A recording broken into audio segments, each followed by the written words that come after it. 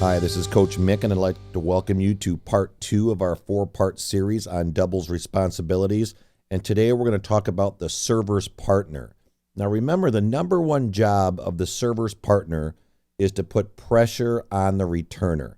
And the server's partner can do this in many different ways, where you stand, how you move, even how you communicate with your partner. Even putting your hands behind your back and signaling your partner gets the returner to focus on what you're doing. As soon as that hand goes behind your back, or you go back and talk to your partner, the returner starts to think, okay, something's up here, so I better watch the server's partner. So that's one great way to put pressure on the returner.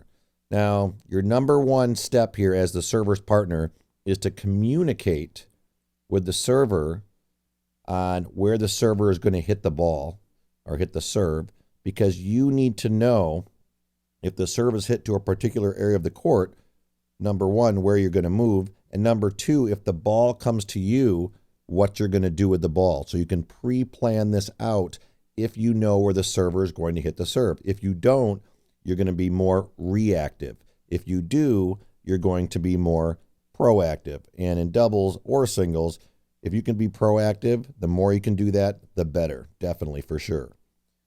Number two, you want to make sure you're standing in the middle of the box or even a step back from the middle. I see a lot of players when they start, a lot of recreational players, even adult league players, stand very close to the alley and guard that alley. And you really don't need to guard the alley unless you have to, based on where the serve is going. By standing in the middle of the box, this lets the returner know that you're looking to pick the ball off. They better keep an eye on you.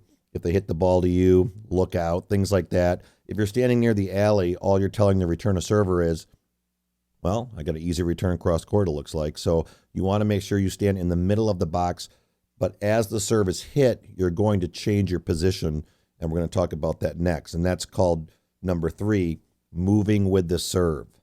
And we want to make sure when you're standing in the middle of the box, when the serve is hit, wherever the serve is hit, if it's hit wide, you're going to move up and to your left if you're serving to the deuce side. If it's hit right at the returner, you're going to move straight ahead. And if the serve is hit up the tee, you can actually move up and maybe even a little bit to your right. Now, once again, if you're standing too close to the net, let's say not even necessarily by the alley, if you start too close to the net, it's going to be very difficult for you to hit an offensive volley because you're going to tend to move laterally. If you start back, it's going to be easier for you to move forward, and that's going to make your volley a little bit more offensive. Now, the fourth thing you want to do as a server's partner is poach and fake when appropriate or as much as you can. But remember, faking only works if you poach. If you fake all the time, they're not going to go for it. So if you poach a few times, then you're going to get the returner to hit the ball to you more often. And you want the returner to hit the ball down the line because that gives you a wide open middle.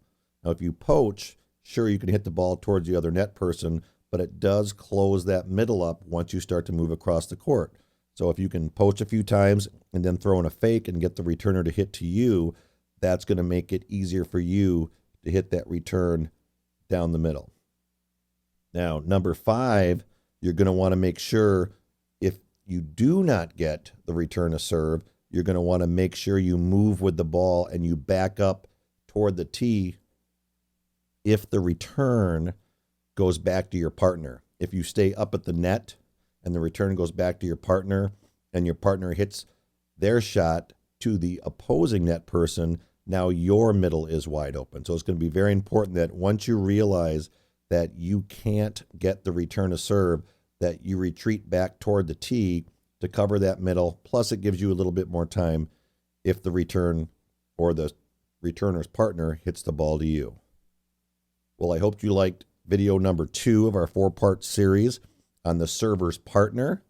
And if you want more tips and instruction, you can go to realtennisnetwork.com.